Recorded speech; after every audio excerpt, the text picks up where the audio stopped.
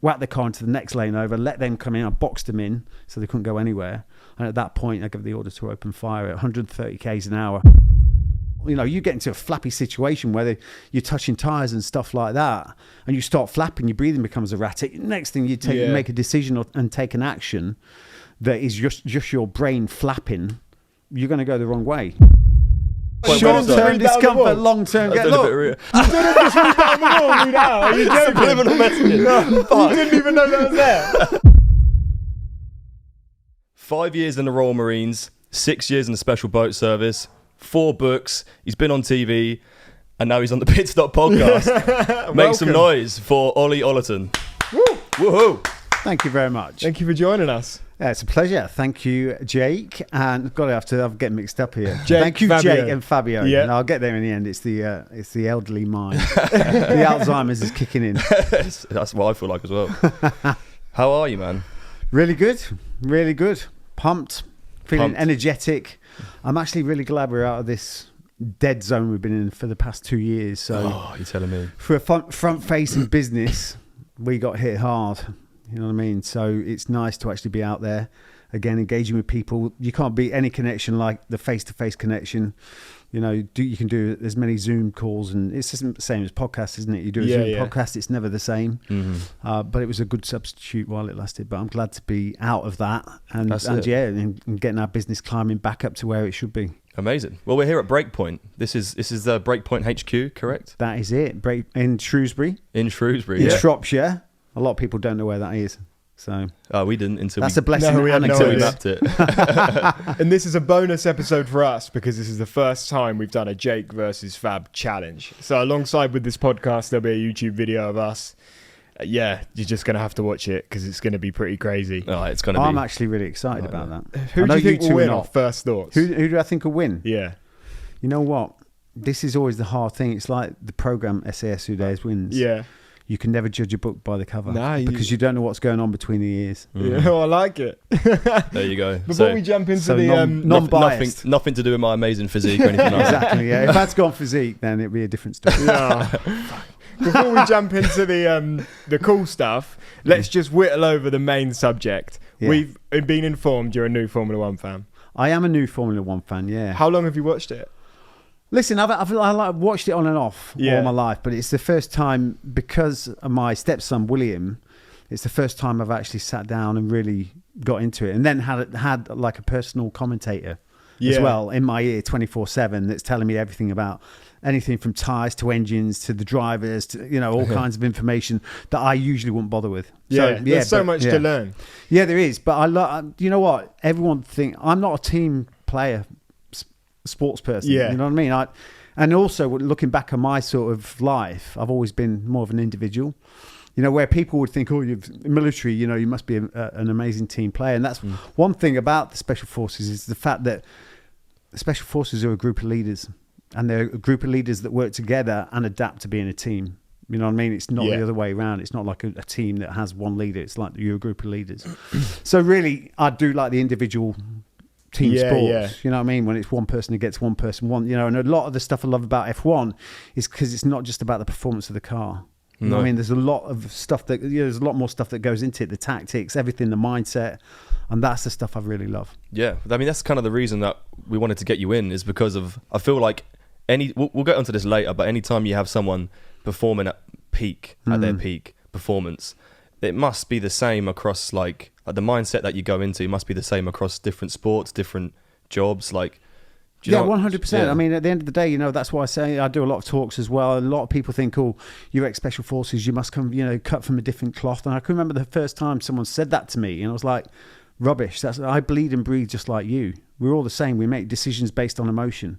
And a lot of the stuff we do, a lot of the stuff we did was obviously under extreme pressure, but it's still the same process. It's still the same mind as anyone else. Yeah. Some people have different severities, different exposure, but it's 100% the same. So it doesn't matter what walk of life you come from. We are all human. Well, most of us are human. So are you at the point with Formula One where you watch it every weekend or just every now and again? No, every now and again. Do you know where we are this weekend? Do you have any idea? Yeah, I do know where we are. Fact checker in the corner. I can't pronounce it.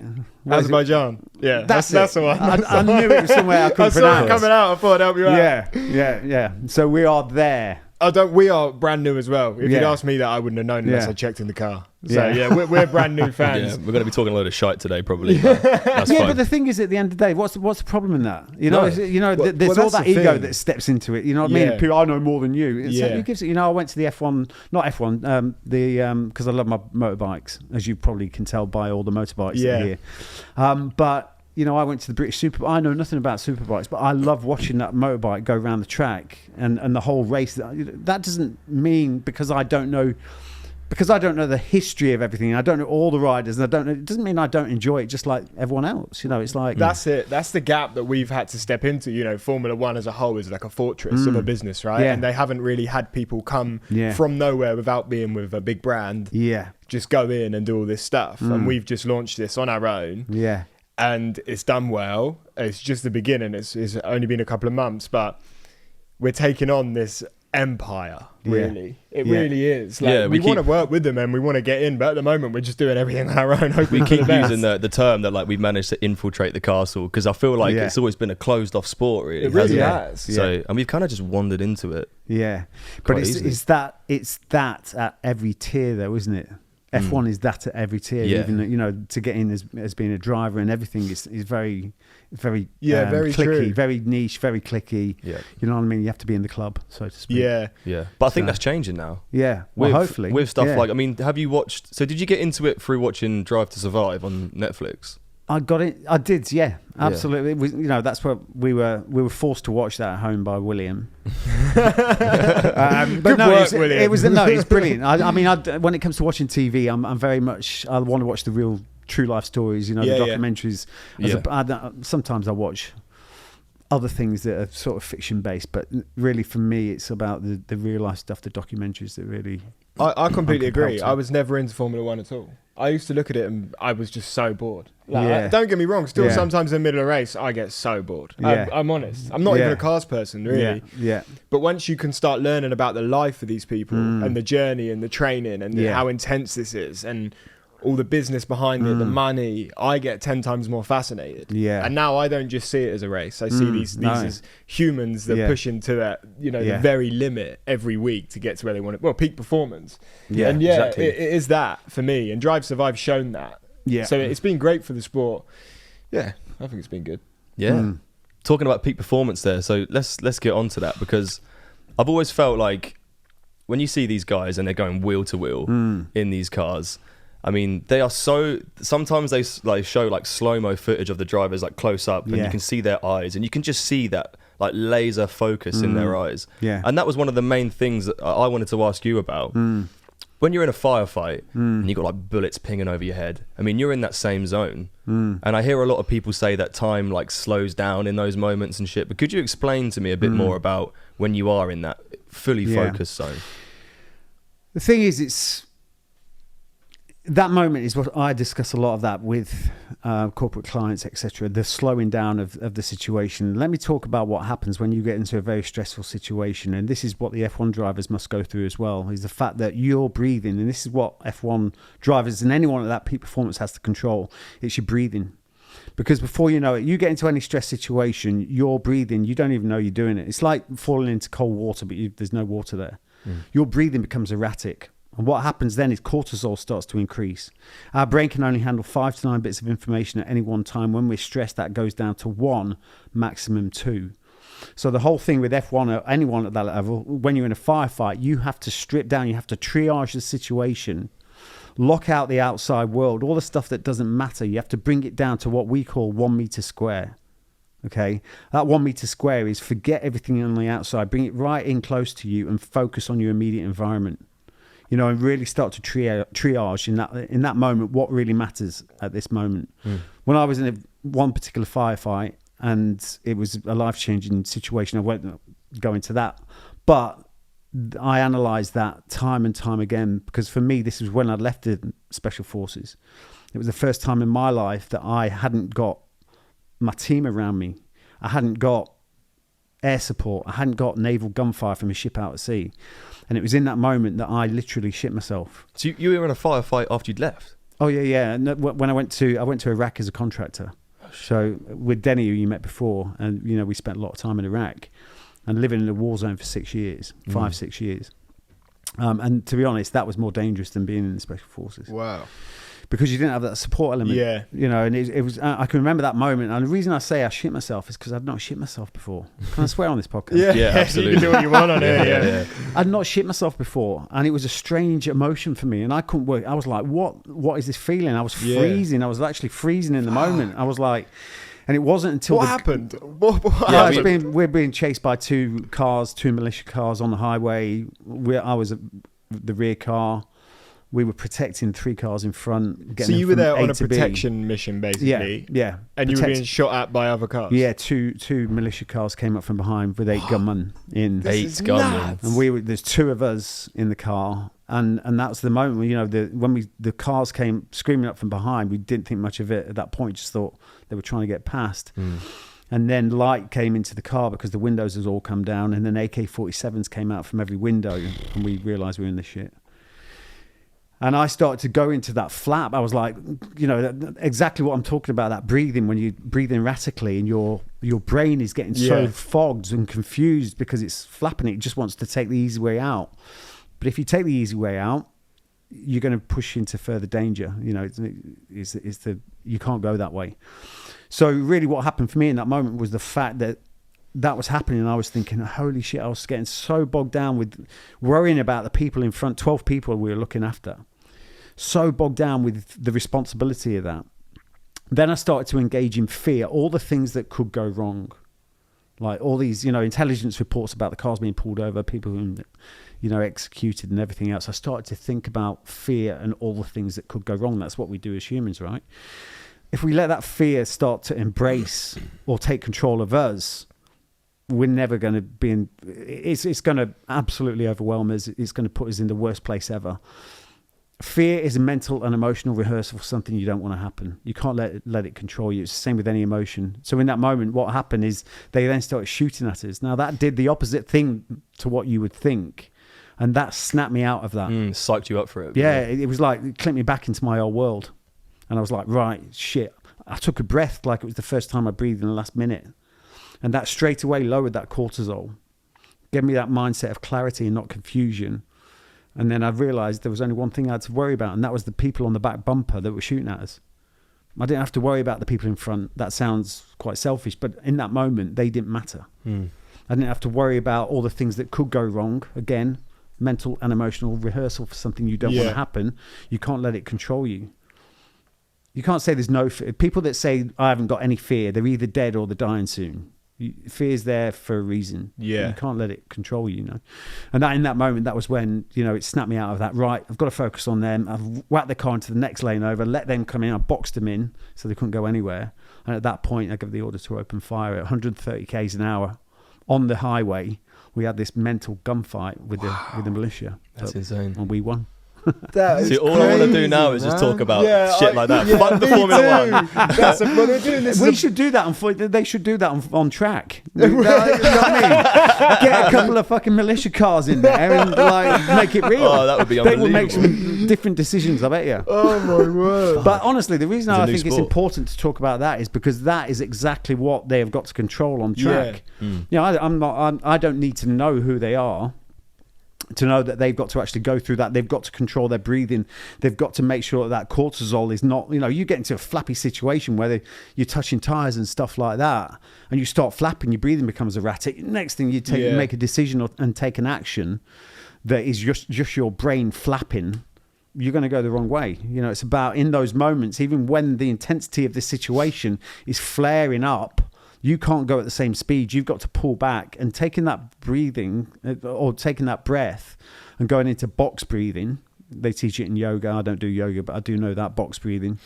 It controls that cortisol. It drops the cortisol, and it allows you to stay at your own speed as opposed to being ragged around like a little rag doll. Yeah. So it's exactly the same. That makes sense. And also you said about it not being a team sport, but again, if you're relying on people in the SAS, your brothers have got your back if you need it. These guys are racing against each other. They're competing against each other.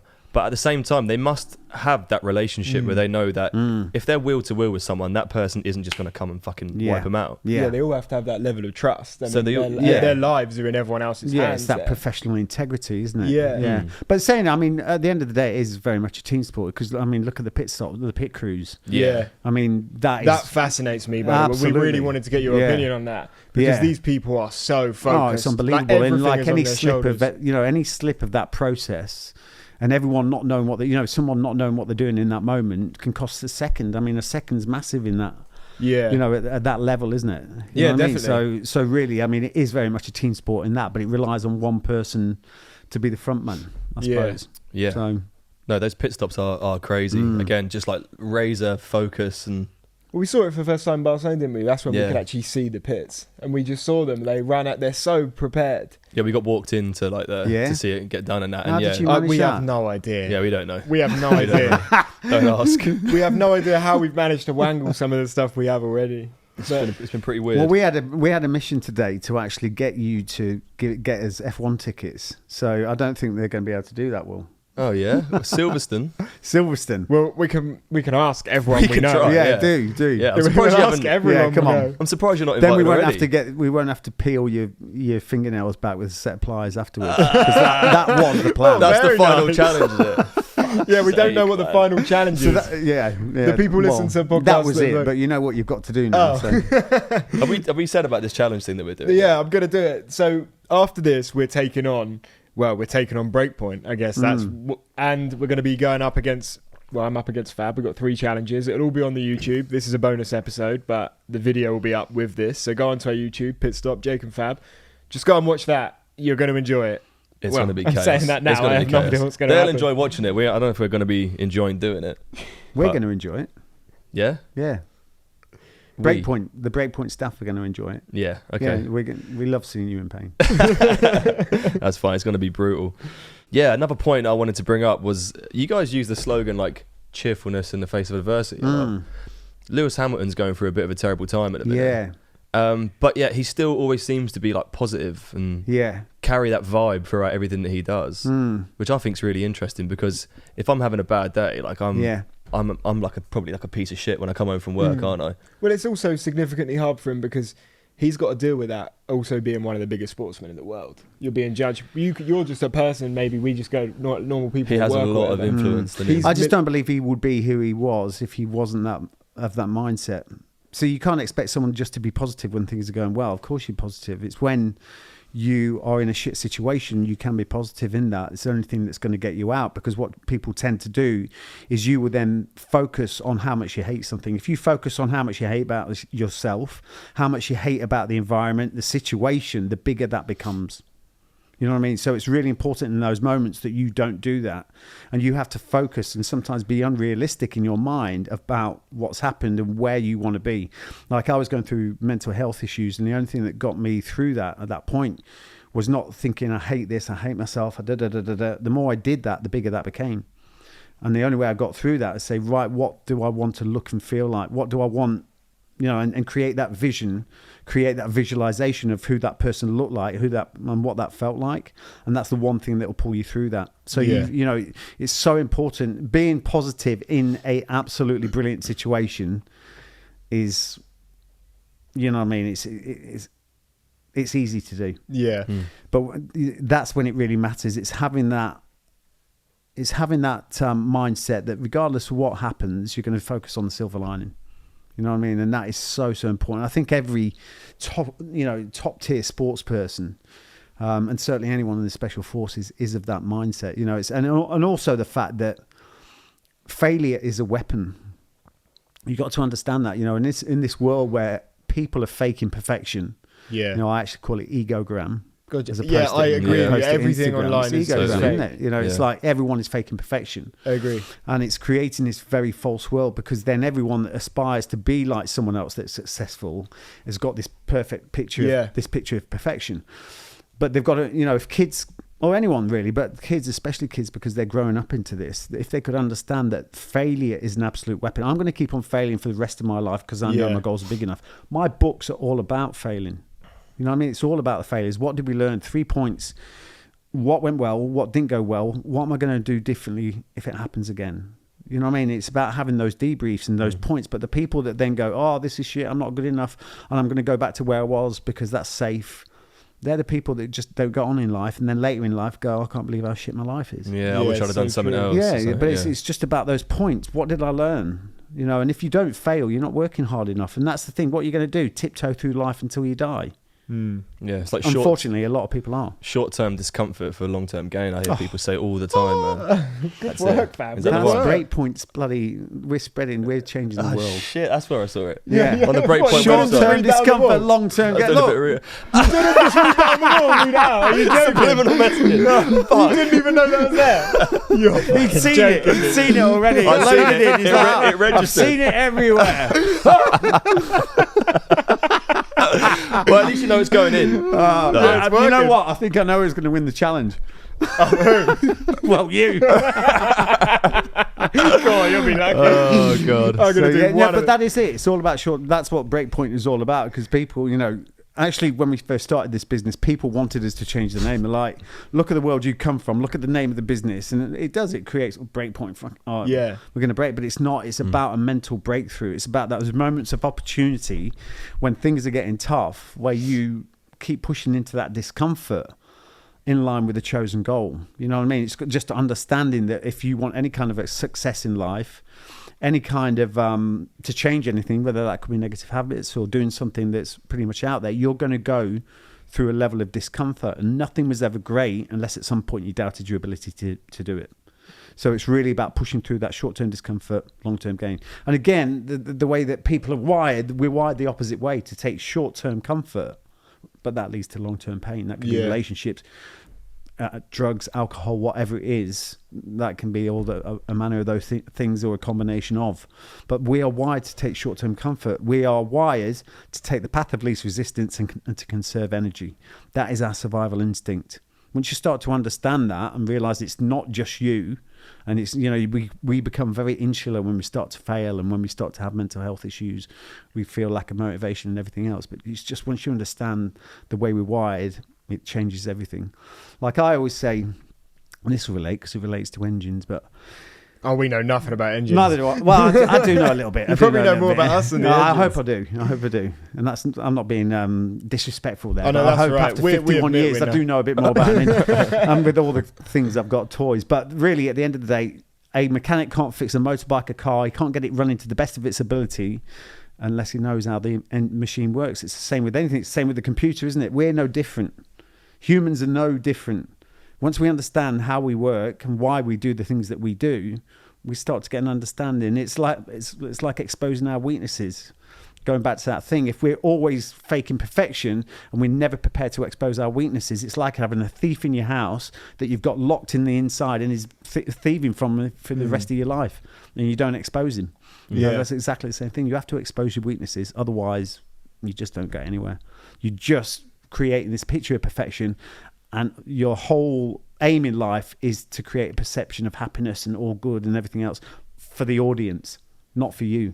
I think most people do that these days. They do. It's like we become the byproduct. Oh, God, think about it. If people go and, this is true as well, if people go and land an amazing job, or people go and do something cool, the first thing they do is whack it on Facebook the best photo. You're not ringing someone or not meeting someone. Yeah, but they don't put their failures on there. That's what I mean. Yeah. They don't put any of the shit on Instagram. No, that's what I mean. But it's so bad for relationships because, especially because, you know, girls or boys see stuff online that isn't real, or expect their relationship to be like that. And if you're following these celebrities with millions of pounds that are doing these crazy holidays, you're like, oh, my boyfriend can't do that for me. It's comparison. It's such a toxic world, and especially for like younger people, it's so important that they're able to switch it out. I mean, I'm quite lucky. I've done social media for so long. I've watched the change of how it's worked, how everyone's done it, and I look at it and even I'm like, this is ridiculous. But a lot of young people are growing into this now, and they haven't been there throughout the stage of when it wasn't like that. Exactly. And now so they think that's the real world. But the thing is, you've got it right there, Fabio. It's comparison. The worst thing you can do is comparison, because a lot of people want to be that, and they're so far away from that, and they're not prepared when they start comparing to actually be honest with where they're at. But the thing is, if you don't know where you're at, you don't know where you're going. You're always going to find people who are better and better and better in any walk of life. So, like, if you're constantly comparing yourself to other people, then you're never going to be happy.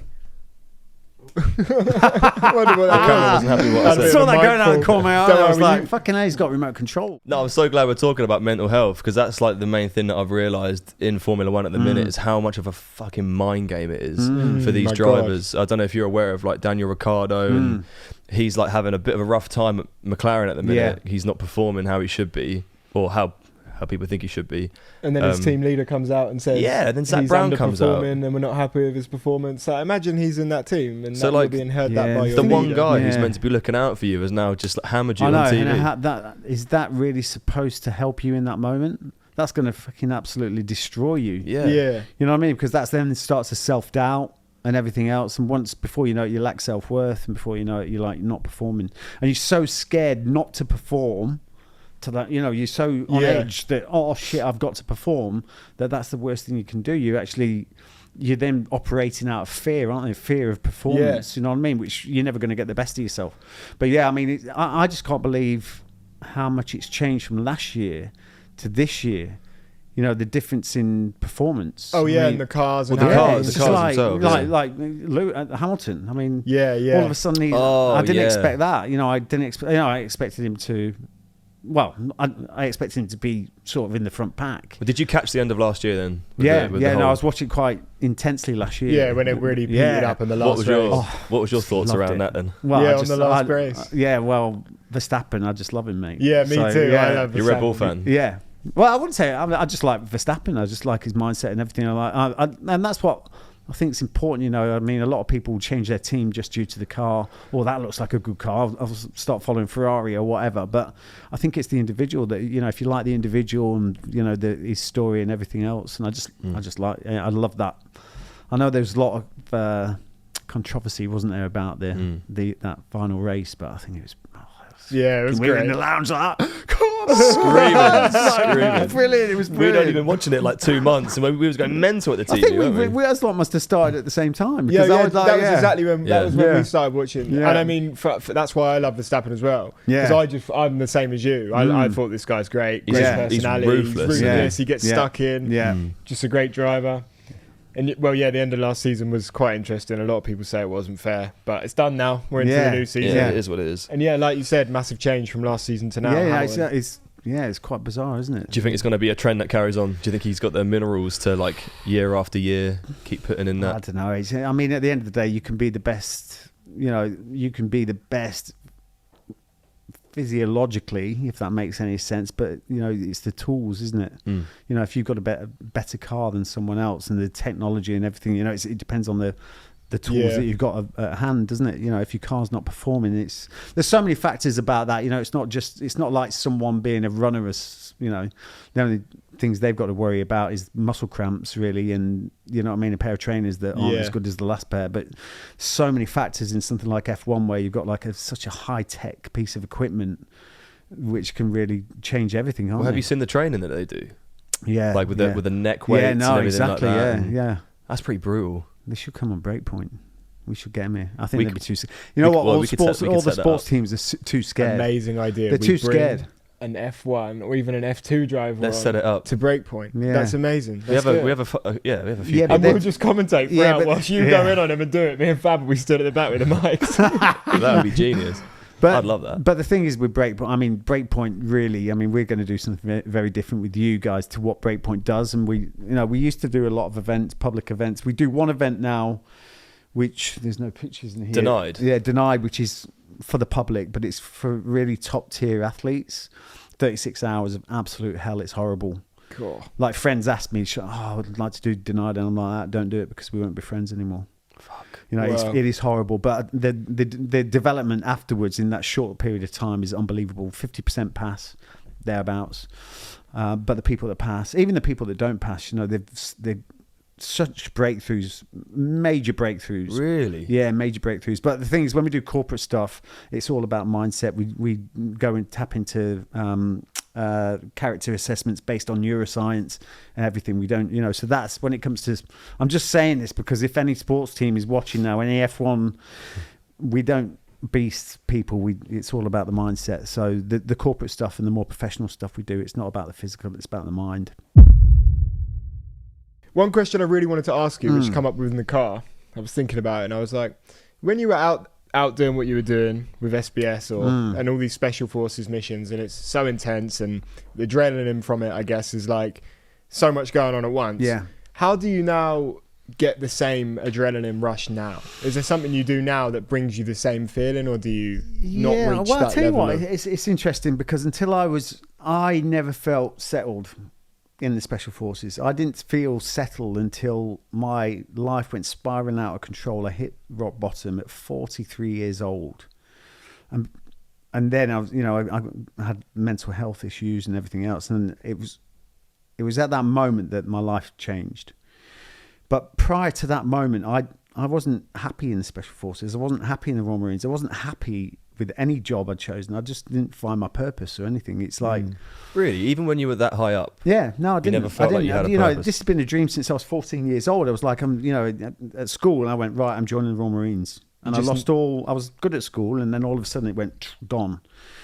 And because I was just focused on the Royal Marines. But then I got to the Royal Marines, I think I'd hyped it up so much in my head that the reality of it, when I got to it, was so far removed from what I thought it was. And that then pushed me, well, it must be in the Special Forces. So I went and did that. And I got there and went, well, I just didn't feel connected to it. Yeah. But, so yeah, and that's why I left. And then I started bouncing around war zones as a contractor, thinking...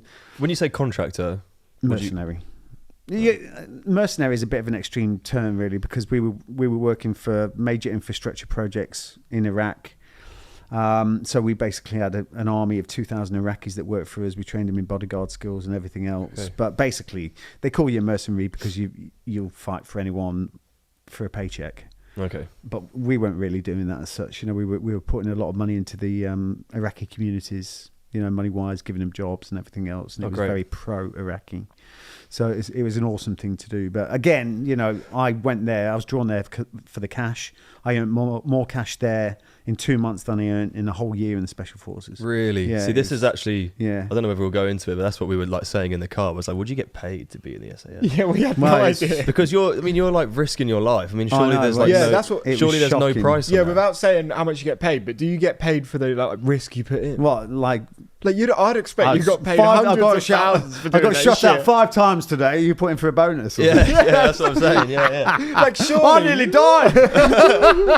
All right, extra £100. Well, that's what we was thinking. Well, I actually thought that would be right. Or more like per task. You know what I mean? It's like really what, commission? Yeah. No. The fact of the matter is you don't get paid much in the military. My wages were quite... To risk your life, though. Yeah, and but do all going that crazy to shit. Iraq, I mean, Jesus Christ, as a contractor, an ex-Special Forces contractor, and this was back in 2003, like 13,000 a month tax-free, which was even decent. That's decent money That's today. great. Yeah, that's really You know good. what I mean? Back in 2003, that was absolute, you know what I mean? It was like coming out of the military. So that was the draw card to go over there and do that stuff. But again, I didn't feel connected. We're getting back to your question.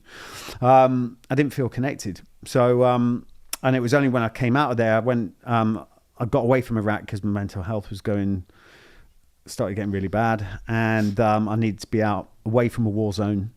And then I said I was never going to go back doing anything that would put me in danger, but then I stumbled over something that was incredible, and that was rescuing kids from child prostitution, slavery in Southeast Asia. And that was the turning point.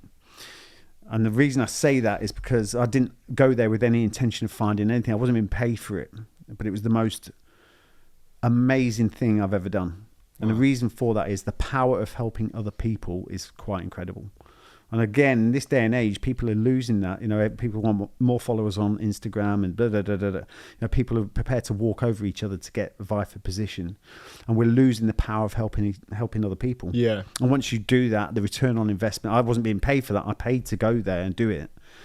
I had a 4-man team. And that was the best return on investment I've ever had.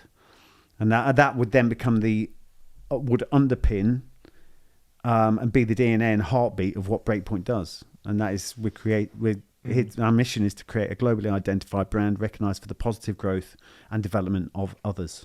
Can I ask what it was like in that 4-man team? What did you do? What was a mission like that like for them? Well, basically, there was satellite camps where the kids were held on the the Thai border. So basically, they're being held there, and then the cartels will come up and basically run it's like a recruitment process. Kids will go to the fishing villages. They didn't come back from the fishing villages. They went into brothels. They went to sweatshops. So it's almost like a recruitment thing. So we had to go in there when between the cartels, get in there and get in there, get the kids out, and then get them to an orphanage, which we work with in Southeast Asia. So it was just incredible the work we were doing. So to get those kids, but then there's a massive international incident. We had to escape out of Thailand across the Burmese border, and then or the Thai border. And then finally, we managed to get back to Australia, where I was living at the time, and that's when my life fell apart. Because I'd actually found something that was so amazing.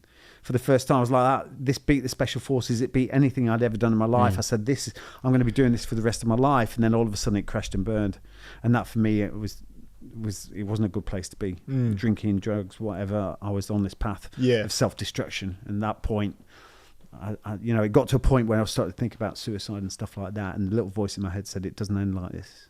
And at that point I was like, right, that's when I had to cast my mind to where I wanted to be and not get focused on where I was at that moment in time. Otherwise I would become a victim of my circumstances.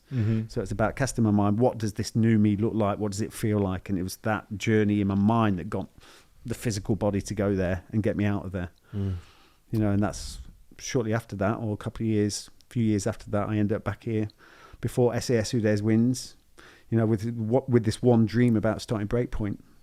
Had no money, had no nothing. I was locked in a house. I put myself into self-isolation for 3 months. And that is when I really started to change the blueprint of who I was, started to get rid of the negative habits, the drinking, the drugs and everything else.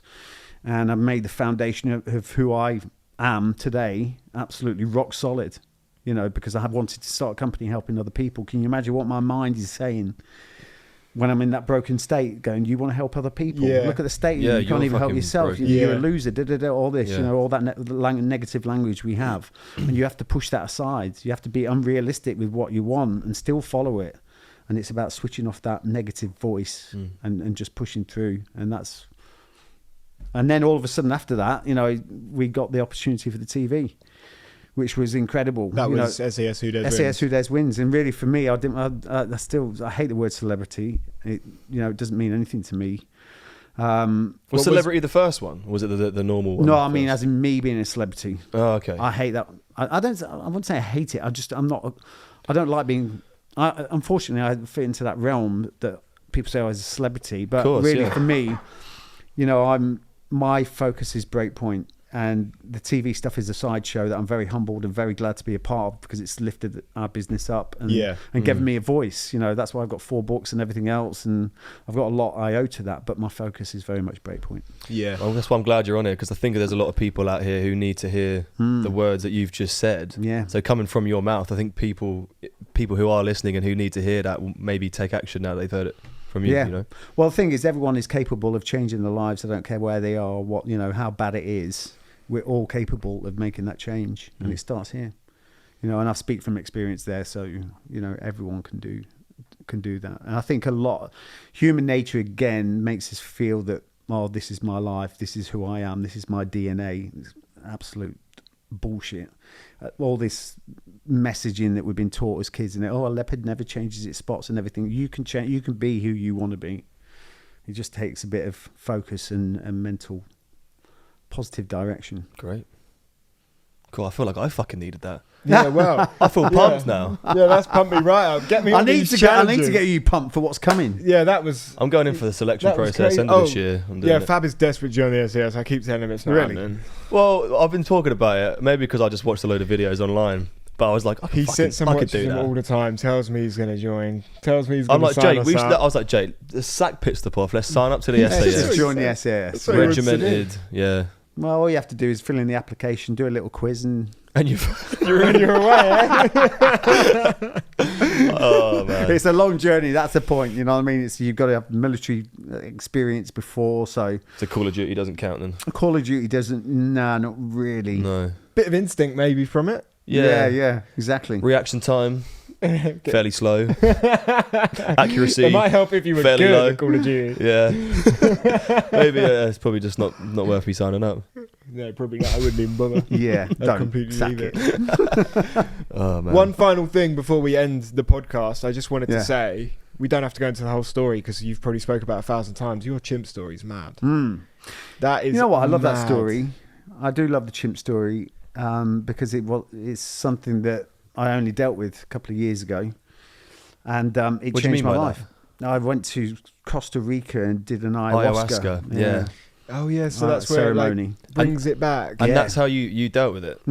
Really? And up until that point, it had always fucked you up or in the head? It's or? not, because it's when it comes to trauma, that leads to like mental health issues. It's like that's like a silent assassin that, you know. Do you want to just very quickly give the people a quick 30 seconds of that story well, so they can understand so what happened basically, again? I was 10 years old and I was at the circus. I ended up being, they were just setting up.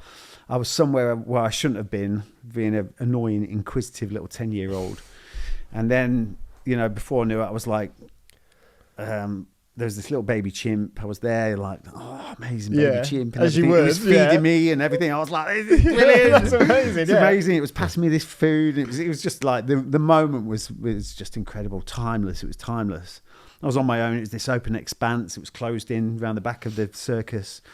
And then all of a sudden there was like a noise, and it was like a fighter jet screaming through the sky. This moment of serenity was cut by this roar that I'll never forget to this day. Oh my word. And I could just see something moving in the shadows behind, and that was mummy or daddy who wasn't happy, clearly.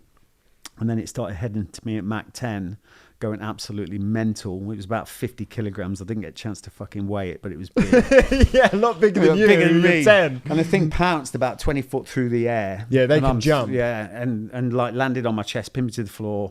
And So just, it's literally you're on the floor and it's on top of on you. top like, of me. Yeah, on my chest. I'm 10 years old, yeah, and it's beating the shit out of me. Yeah. It's just like a drummer in a rock band with its fist coming down to my chest, and then it started biting me. Yeah.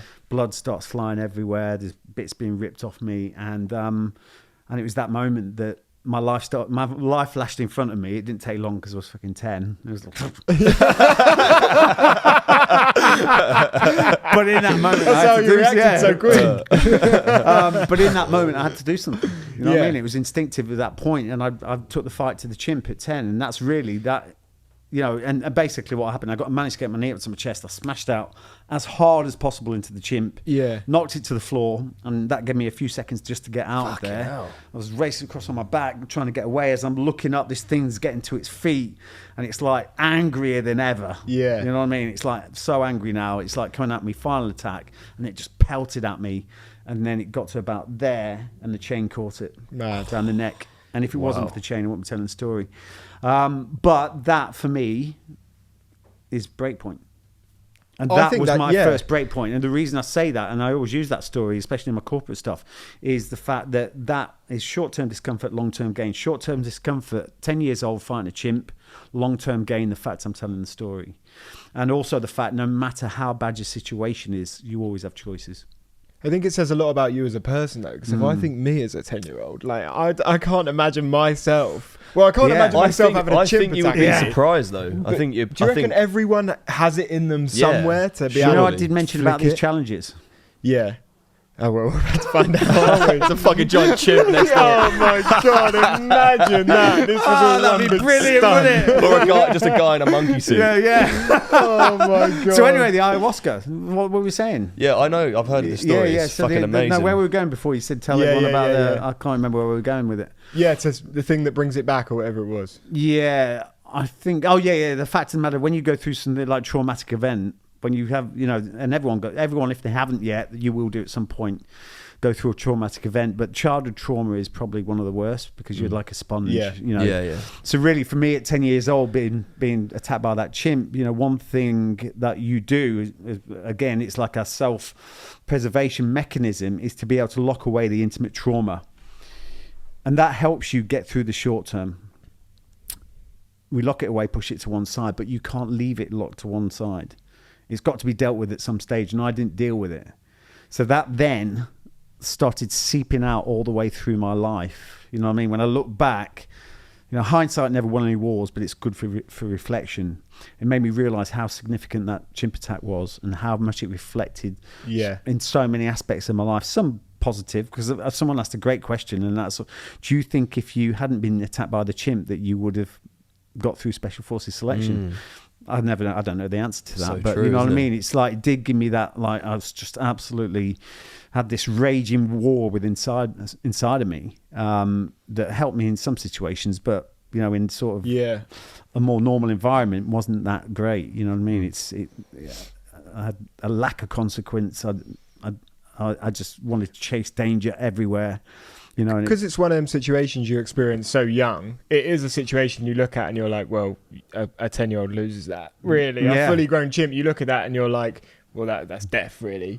So the fact that you've gone through that so young and got out of it, and you lost a bit of your arm, didn't you, or something?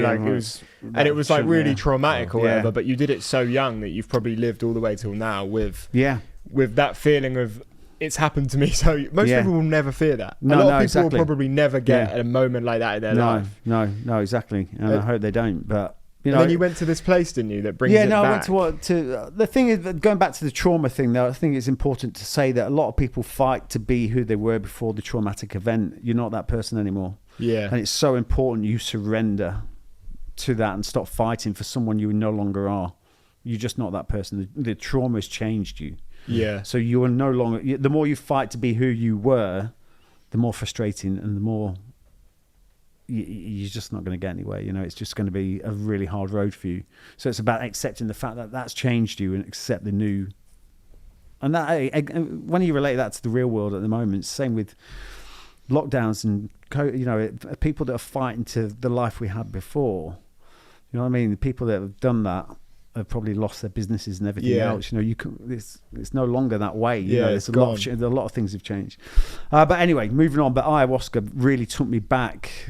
It took me back to that 10-year-old experience, and it was a crazy experience. I actually became the chimp. So does it really work? You're actually there, 100%, mate. Because you're such a level-headed guy. I'm looking at you and I'm like, if you telling me it works, then I'm thinking, 100%. I went with a load of veterans. You said you surrendered and you actually let yourself die in it, and and you became spirit, a fucking spirit. How does that even feel? What does it look like? What is it? Amazing. I didn't want to come back. I've heard that before. I didn't want to come stories. back. It was just like this world where you're no longer a person. It was just, I was in this spirit world, and it was just noises and sounds and colours and everything. It was just like unbelievable, and it felt just amazing. It was just brilliant. What? That's madness, isn't it? And I didn't want to come back. I was like, this is me. I'm not going back. And then the voice again in my head said, it was like, people need you. And then I came back into my physical body, and it was just amazing. But for me, it was like I was fighting against dealing with the chimp, even when I was taking the medicine, which is it's a psychedelic, centuries old. Was it like medicine. A tea? Like it's a plant. It's a mixture of two plants together that they make into a tea, which is then highly hallucinogenic. So it takes you to a clearly different world. And for me, it was so important for me because I went back all that time, subconsciously or consciously, we're great at being victims as humans. You give someone a chance of being a victim, they're like, oh, poor me, you know what I mean? And that was kind of like me, all that through that. It was, oh, poor me, I got attacked by the chimp and everything else. But I actually went back into that experience, and it was like I was actually there. It wasn't like just a little dream. So do you see it? I felt it. You can actually feel it. I felt it. I was feeling it. I was looking out my eyes as a 10-year-old. Oh. But did you know that you're in this dreamlike state? In the dreamlike state. So when you're it's so real. You're so lost in that world that you don't think, oh, I'm dreaming. You're not separate. You're not aware. You're not aware. You're just in it. And how long does it last in the dream? It depends. Different parts of it, but you're under at the height of it. For an hour, a good hour of intensity. 4 or 5 hours we were under the medicine. But 4 or 5 hours. Yeah, you're all the way through the night. So you start about 7:30 in the evening in the jungle in this Maloka, and you're under the trance and on the journey for a good 4 or 5 hours. I was thinking it was like 20 minutes or something like that. I want to go and do that. But basically, I came out. I was talking about the victim, and I was the boy. And then all of a sudden, I heard that roar that I heard when I was, when I was a kid, I recognised. And then I thought, oh my God, the chimp's coming to us. So that intimate trauma I talked about locking away was about to be unlocked, and I was so scared of that. And then all of a sudden it flipped, and I then went into the chimp. Oh, wow. And I was then looking at me over my little baby chimp, and it was crazy because I could feel all the hair on my body. I'd just been laying on the ground because it was a hot summer's day. I could feel the leaves dropping off my back. It was that intense. And afterwards, when we had the debrief, I was actually there like a monkey in the Maloka. My fists were on the floor, and I was screeching like a chimp. Wow. Yeah, it was that real. That's mad. And then I had this computer sort of readout, like Terminator, at me, which was going threat, threat, threat. And I was about to go and attack me, but that was the first thing. I didn't go and attack me, but that then taught me so much compassion for the chimp. It took me out of being the victim and made me a part of the whole thing, as opposed to the most focal point of it. I stepped into the chimp's arena that day. It didn't come looking for me, and it was doing what any mother would do and protect its young. And that changed everything for me. The compassion and everything I had for that chimp then, and that changed everything. So I have a question for you then. How would you suggest, before we wrap this up, how would you suggest people deal with their trauma in the past without taking a psychedelic hallucinogenic drug? Yeah, at the end of the day, there's different ways. A lot of people won't want to do what I've done. That's quite extreme. But I do believe if you get the opportunity to do it properly. I can see why you did it, because you were so young. So the memory would have probably been a bit faded. Well, I didn't know it was going to happen. I didn't know I was going to go back there. I didn't believe I was going to go back there. My life is great now. You know what I mean? I was like, oh, life's great. I didn't know what I really wanted from it. But ayahuasca goes to where it's needed, not where you want. Okay, wow. You know what I mean? So it just finds its own way. It finds it. You can go in there and say, I want it because I want to be a better lover. That might be the case for you lads. I don't know.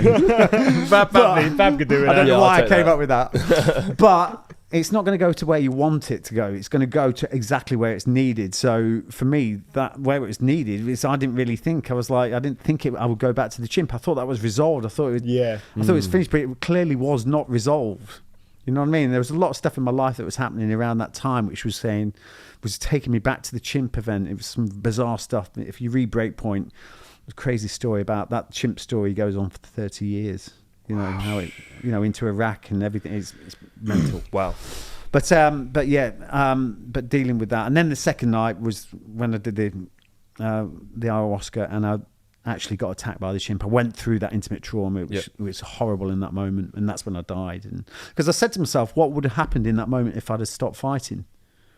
You know what I mean? It was almost like freeze frame. What would have happened if I'd not taken the fight to the chimp?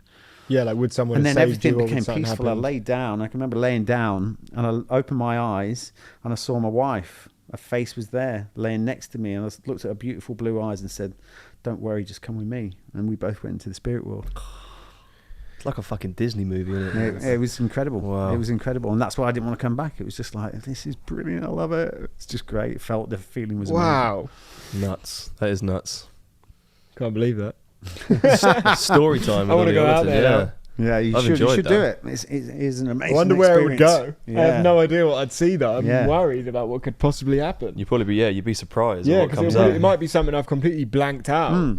Well, that's what we do. You blank out that intimate trauma of different events, different things in your life. But like I say, it goes to where it's needed, not where you want. Wow. Well, there you go, Pitstop fans. Well, there we go. That's the end of that episode on the podcast. But now you get the fun bit. Those of you listening, YouTube, Pitstop, Jake and Fab, come and watch our little challenge. Head over. I'm really excited now, but it's funny because about to drain. We haven't done it yet, so we don't even know what's going to happen. Energetic, ready. Oh, I'm loving the smiles. The smiles will be wiped in about 10 minutes.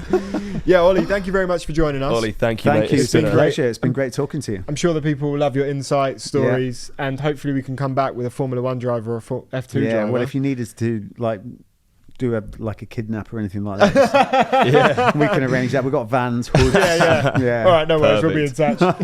Ollie, man, thanks so much, mate. Gents. Thank you very much. Thank you.